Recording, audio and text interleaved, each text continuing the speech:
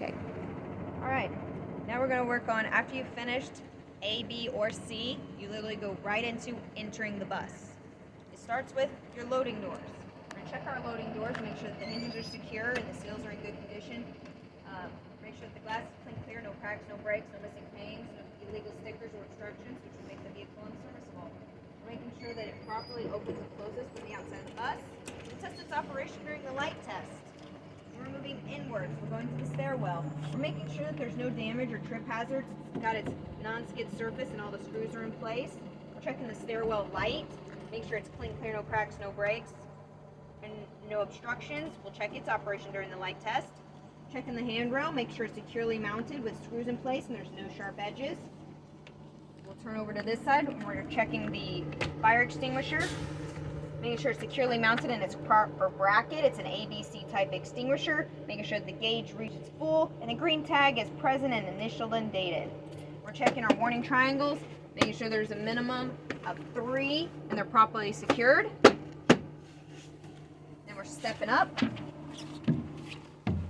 And we're going to turn around looking up here. We're checking our first aid and body fluid cleanup, making sure that they're properly secured and they're both are fully stocked. Then we'll come around over to the seat, and under there, wherever your seatbelt cutter is, you check. You say, hey, I'm checking my seatbelt cutter. It's securely mounted and it's an arm's reach. Over here in our cubby, we have our insurance verification that shows that it's updated, and we have our bag, so we have spare fuses. From there, we would sit down into the seat and buckle.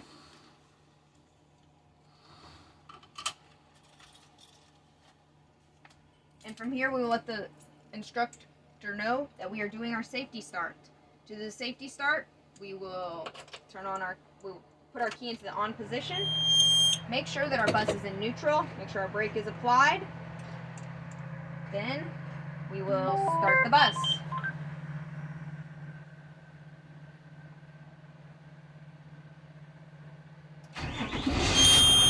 Alright. Once our bus is started, we will let the instructor know that we will now do our light test. From here to do the light test, the instructor will step off your bus and go in front of your bus. And from there, he will give you a thumbs up as you turn on each individual light to show him. You will turn on your headlights, you'll turn on your brights, you turn on your left turn signal, you turn on your right turn signal, you turn on your hazards, then you'll turn on your master switch, and you'll turn on your amber warning light, and then you will open your door, and you will turn, which will activate your red warning lights that'll open your door, so you'll see that activated. It'll also activate your crossing arm. It'll also activate your stairwell light. After doing each thing, he will give you a thumbs up. Then your inspector will move to the back of the bus and you will again repeat. You will step on your brake to activate your brake lights for him to see. You will activate each turn signal. You will activate your hazard lights.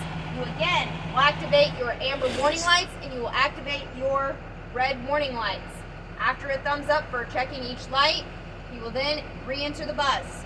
Once he re-enters the bus, you will unbuckle your seat and step up and let him know that you are now going to let him know the passenger-oriented items. So you start with the passenger seats.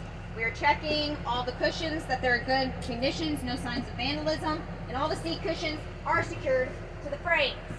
So you'll walk back and check all of those. As you get to the back, you'll let him know that you will also be checking your emergency exit windows. We'll be making sure that they're all properly marked and legible, and that they open and close smoothly and the alarm sounds.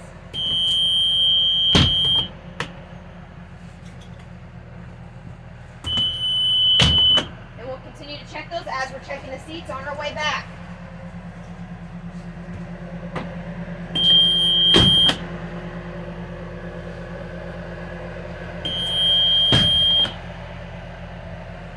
Once we have made it to the back, we are checking our emergency exit windows. Oh, wait, I meant rear emergency. The rear windows. Make sure they're clean, clear, no cracks, no breaks, no obstructions or illegal strictures. Then emergency exit. It's properly labeled, everything's legible, and making sure that it opens and closes smoothly and that the alarm is going off.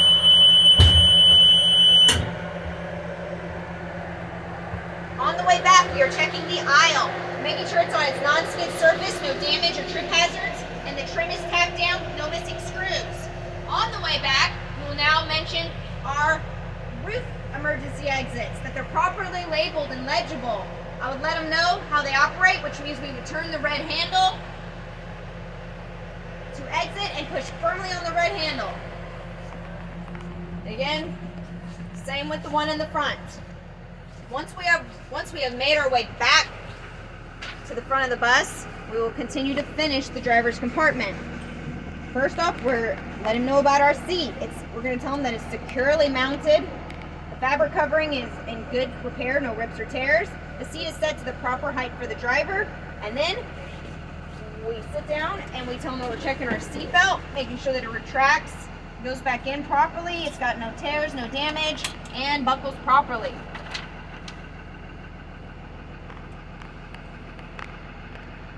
From here, go with what you see that flows for you. I'm going to start with the windshield, making sure it's clean, clear, no cracks, no breaks, no illegal stickers or obstructions, which could affect visibility. While I'm at the windshield, I'm also going to activate my windshield wipers and make sure that they work. And I'm going to activate the fluid to make sure that its actual operation is working. They show no damage, they show no signs of damage or weather wear.